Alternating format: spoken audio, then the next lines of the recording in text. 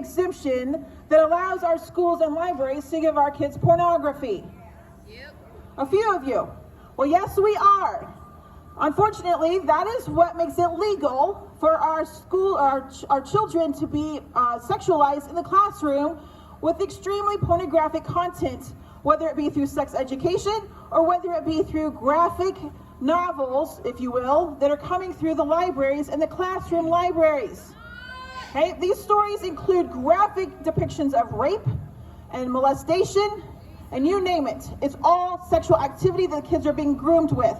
And we have an exemption that allows it and makes it legal. Do you think that's right? No. No, it's not, okay? So we are under fire to repeal that, okay? That is our number one goal. And what I mentioned earlier when I prayed, Indiana is the origins for pornography. Did you know that? Yes. Yes, we are. At the campus of Indiana University, at the Kinsey Institute. We have one of the most notorious pedophiles, sadomasochistic individuals ever existed. He moved to Indiana, set up camp here, and started pornography and the sexual revolution. Dr. Judith Reisman did many years of research into him and exposing him. He was doing pornography in his attic. He was doing pornography in his soundproof institute. And that is what set off Hugh Hefner to become Kinsey's pamphleteer and started Playboy. How many of you knew that? Yes. Very few people knew that. That's how Playboy started. And they were targeting children from day one.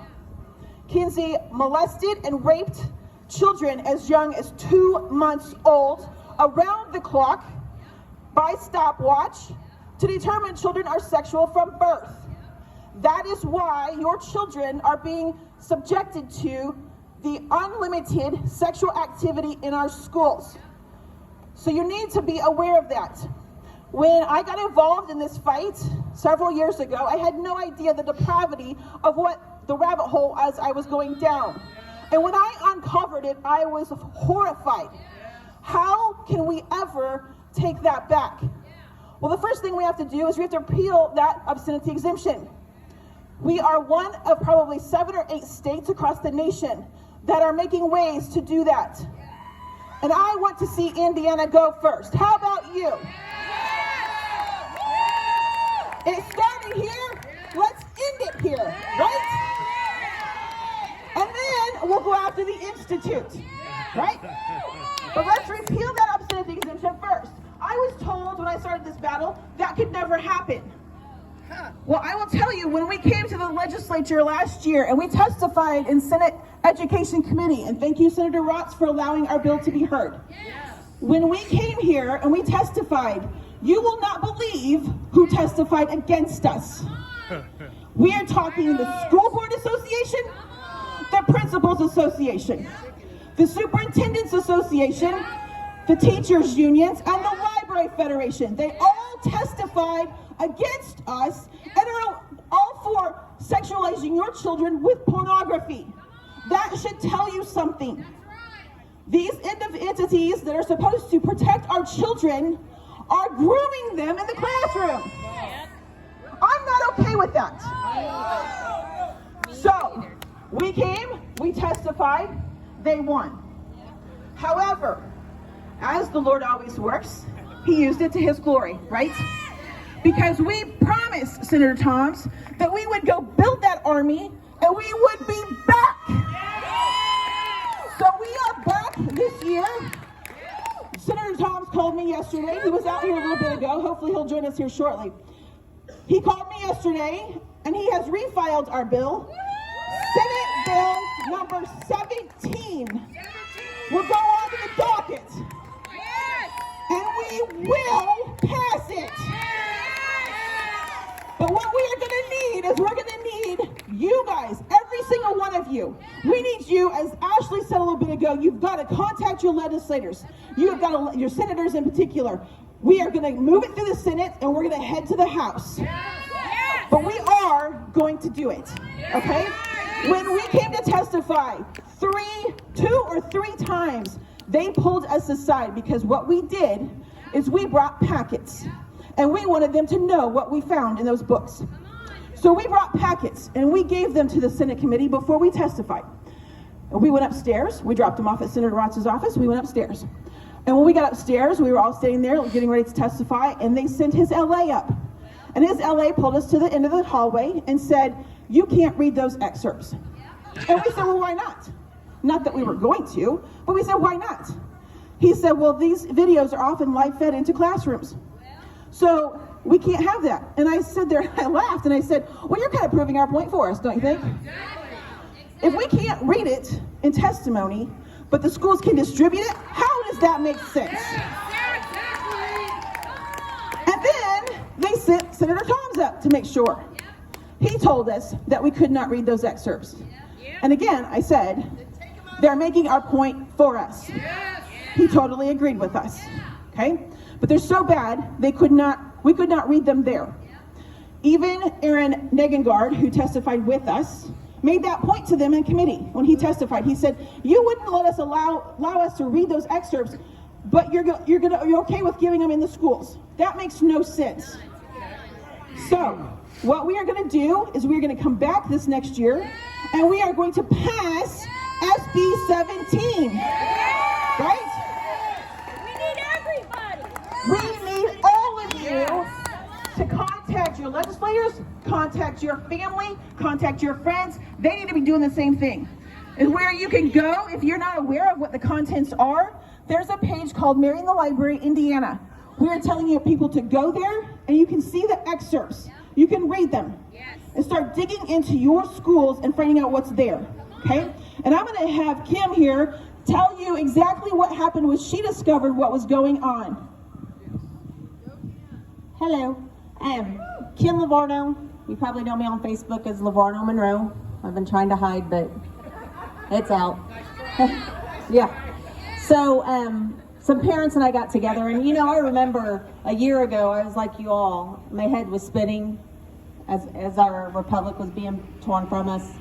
And I remember crying hysterically on the floor, asking my husband, "What are we gonna do?" And he's like, "We're gonna get up, we're gonna pray, and we're gonna go to work." So that's what I did. I went to work, and it was still bugging me real bad.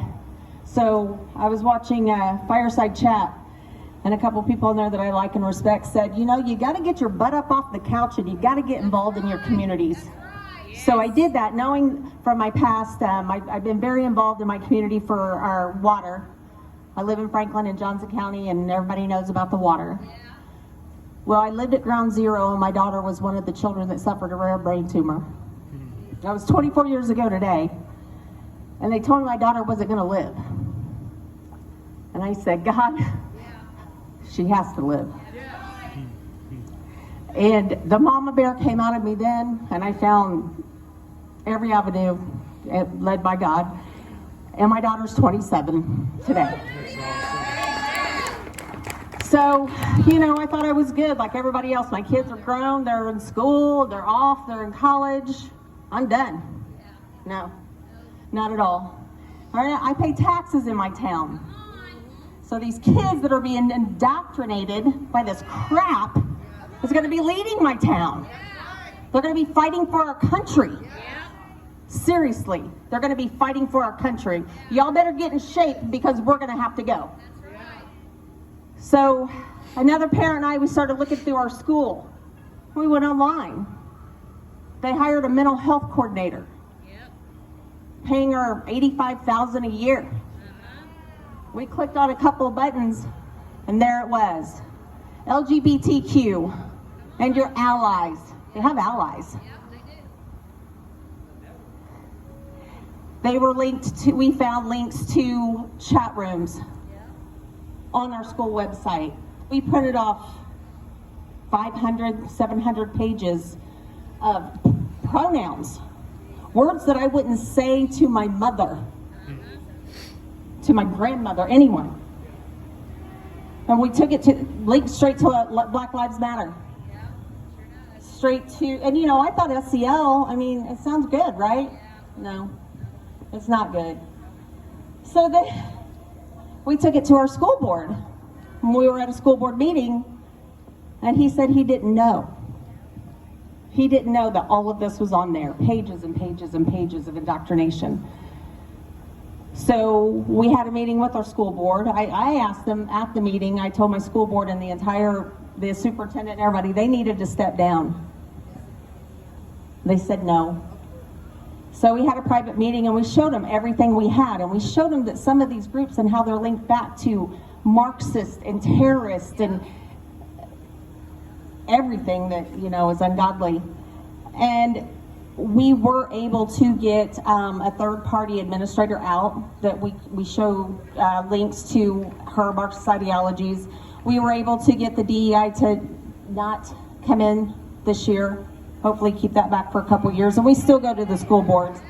We still speak out. We still constantly, every day, I'm getting messages from parents, and I love it, bring it, of groups that are still in our school. When I bring it to our superintendent, we're like best friends. He loves me. I brought it to our mayor. And, I like our mayor. He's a good friend of mine. And I brought it to my mayor. So he did a tour of the school. And he's like, I don't see it. Well, I think as soon as he walks out, they put the flags or whatever else back up. So that led me to doing some research, several of us parents. And I found this group called Purple for Parents. And wow, what they showed me. And I've stayed loyal to Purple for Parents. I had them down for several meetings, and it developed a great friendship. Rhonda Miller is a great leader, and I'm telling you, she is a godsend. She is Purple for Parents. She definitely is. And so 2 weeks ago, Rhonda offered me this crazy position as Vice President of Purple for Parents, Indiana.